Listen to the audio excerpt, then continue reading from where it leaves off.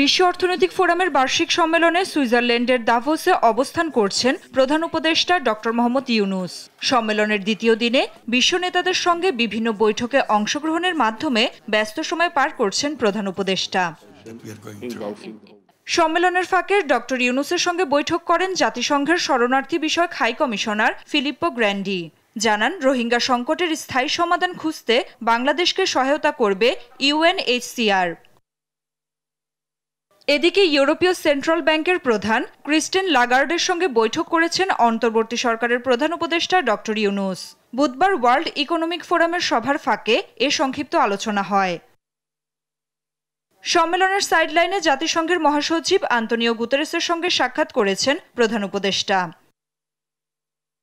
এদিকে সংযুক্ত আরব আমিরাতের দুবাই কালচার অ্যান্ড আর্টস অথরিটির চেয়ারপারসন শেখ লতিফা বিনতে মোহাম্মদ বিন রশিদ আল মাকতুমের সঙ্গে বৈঠক করেন প্রধান উপদেষ্টা। পরে সফরের সার্বিক বিষয়ে কথা বলেন প্রধান উপদেষ্টার প্রেস সচিব শফিকুল আলম। পুরো রোহিঙ্গা ক্রাইসিসকে আবার গ্লোবাল যে ফোকাসে নিয়ে আসতে হবে, গ্লোবাল ম্যাপে নিয়ে আসতে হবে, গ্লোবাল যে ইস্যুগুলো আছে মেইন ইস্যু সেটার সামনের সারিতে নিয়ে আসতে হবে। দেখাতে হবে যে এটা কত বড় একটা ক্রাইসিস, কত বড় একটা হিউম্যানিটারিয়ান ক্রাইসিস এবং এটা কেন, এটার সলিউশনটা খুব ইম্পর্টেন্ট।